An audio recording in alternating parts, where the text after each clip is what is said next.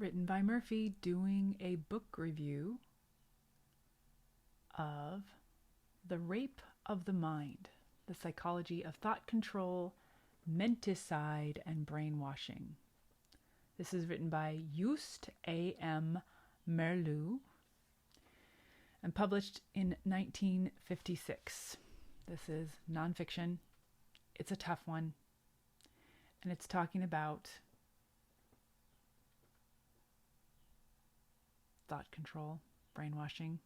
And I think he invented this word, menticide, killing thoughts, killing the ability to think.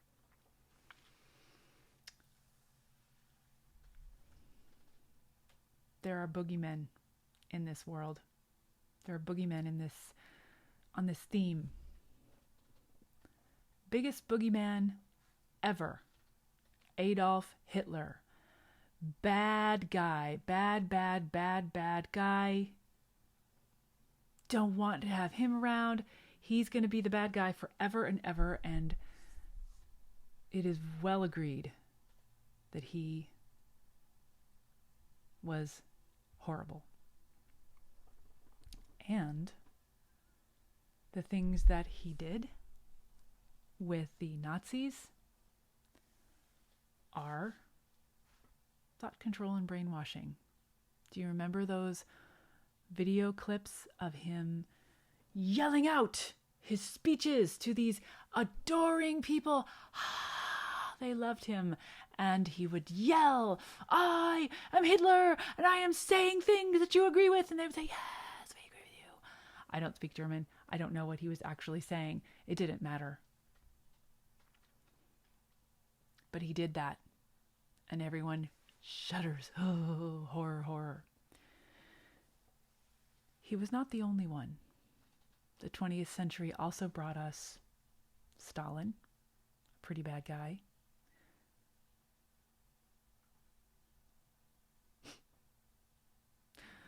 Stalin with a bullet.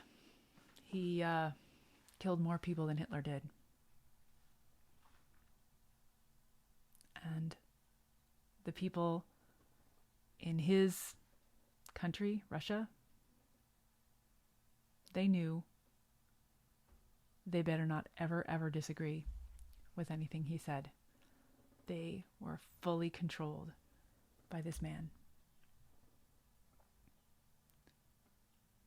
It's happened, and it's happened more than once, and it's terrifying. How did all these people join in? How did they lay down their thinking? How did they do that? Well, this author, Meerlo, is a psychologist, and he was part of the resistance to the Nazis in Holland. He pushed back, and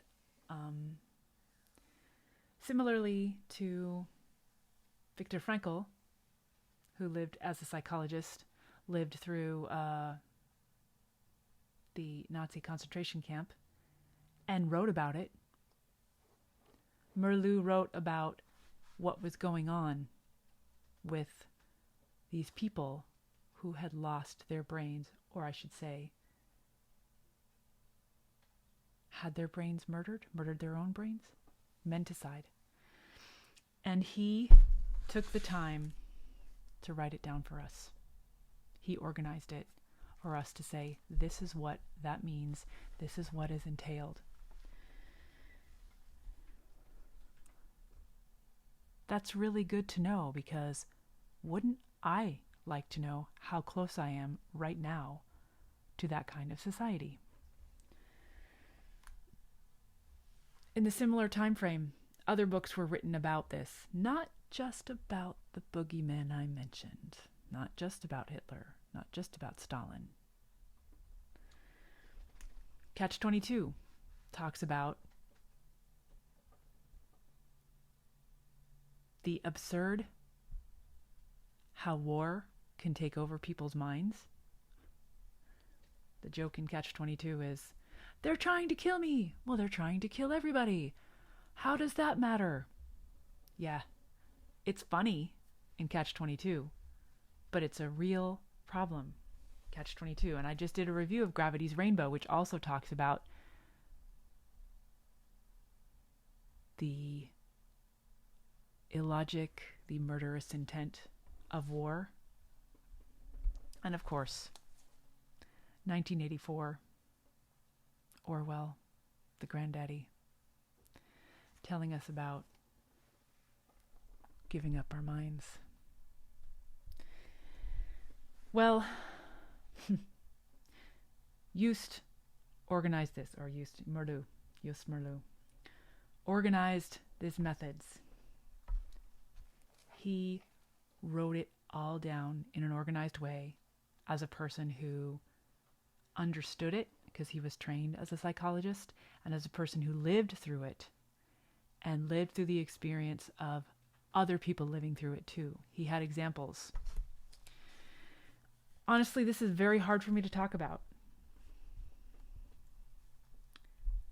I recommend reading it. He does say everyone is vulnerable. And if you think you're not, you're mistaken. It can happen to you. It can happen to anyone. It can happen through training, like Pavlov's salivating dogs. You hear the bell? Well, what are you being trained for? It can happen to you. It's sometimes medication is used to influence people towards the compliance desired in thought control. And psychology itself, playing mind games.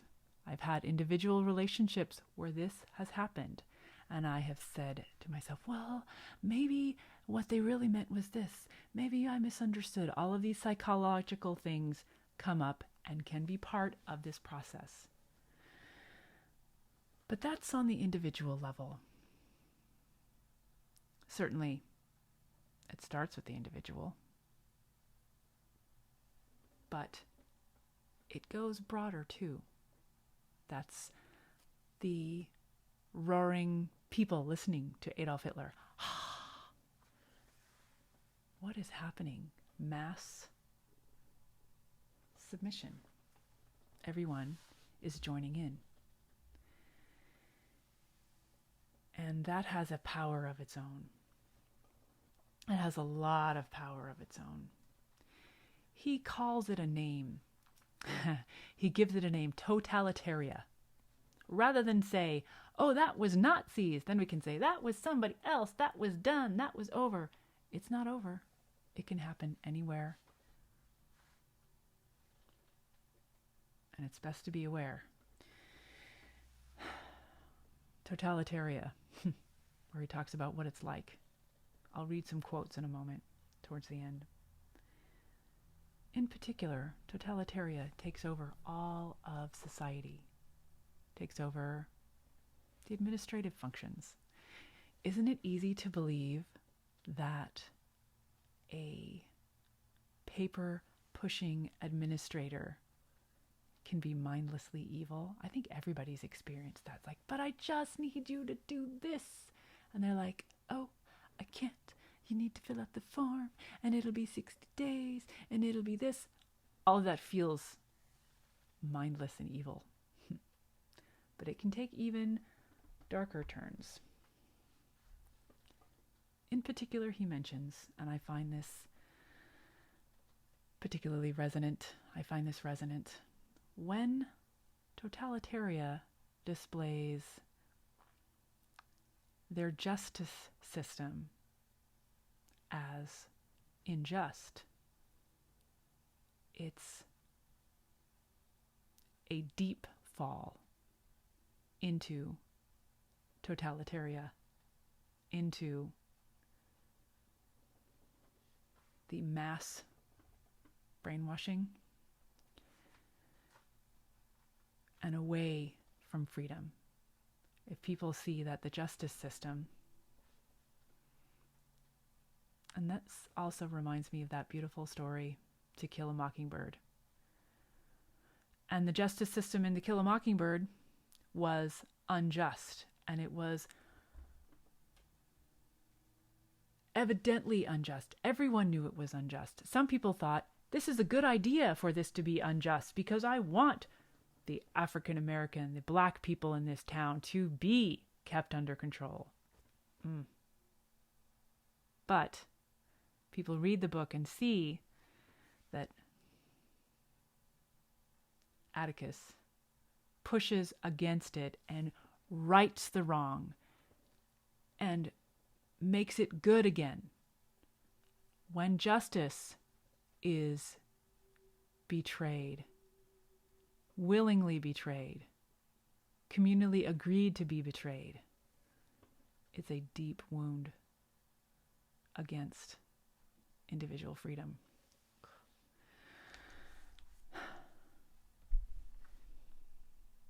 He talks about the coercion.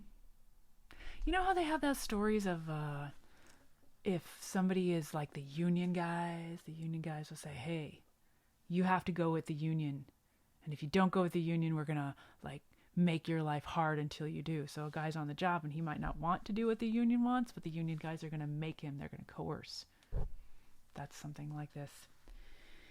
That's coercion, forcing. And there's also this contagion. Well, just everybody does it this way, don't you think? Everybody's got to do it this way. So then it gets to be like, oh, I want to be on the right side. I want to be with the group. That's the contagion.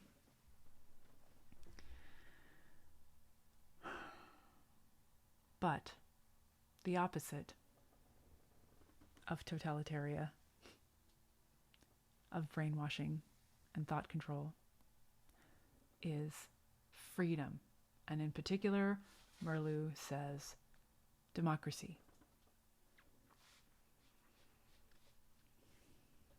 And here there are a few quotes that I find very powerful. Any influence which destroys the individual can destroy the whole society. We are the keepers, the individual. We are the keepers of our own thought power. Each individual must be free to choose the right thing. If the individual is destroyed, the right thing is no longer accessible. And if the individual is so entangled in the contagious groupthink and the controlled thoughts, they are no longer free to make the right choice.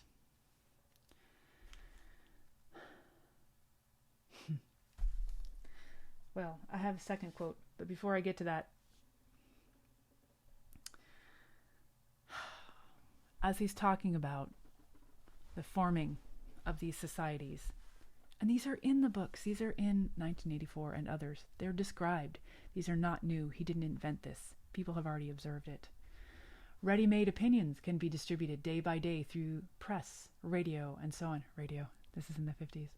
Radio, and so on, again and again, till they reach the nerve cell and implant a fixed pattern of thought into the brain.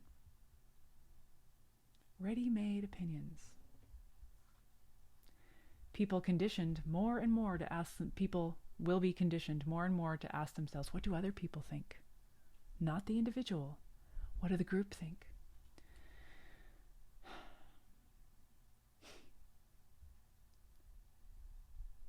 And it is somehow because of this pressure, and the fear which is so much part of totalitarianism. Fear is very motivating. It's so primal. When this happens, taking part in some common action, oh, everybody's doing it, we're all doing that thing, results in a tremendous emotional relief. And catharsis for every individual. Every individual, they're like, I feel it. I'm just so relieved of all this pressure that's been put on me to join the group.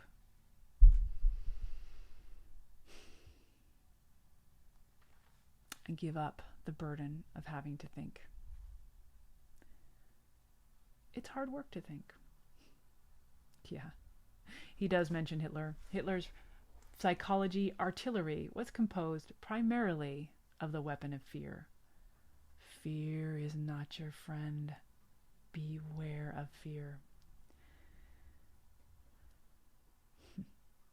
We have to learn to encounter the totalitarians' exhausting barrage of words with better training and better understanding. Use your mind. Use it. Don't give it up for the relief of, oh, I don't want to think about it. I'll just do what other people are doing it. And it's still around us. But we are not doomed. And he does, in the end, give a lot of really good suggestions about how personally to fight it.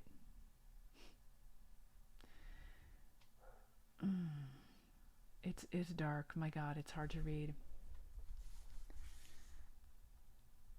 But democracy, the opposite of thought control. Democracy means the right to develop yourself and not to be developed by others. You own your brain. You own it. You're responsible for it. No matter what. Even if you try to hand it off to someone else to wash for you. It will not stop. So you own your own brain. You can develop it.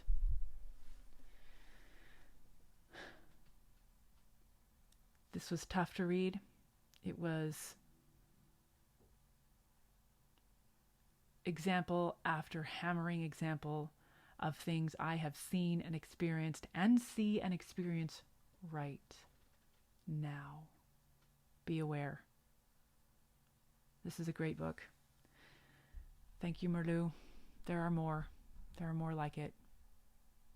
Develop your own individual responsibility.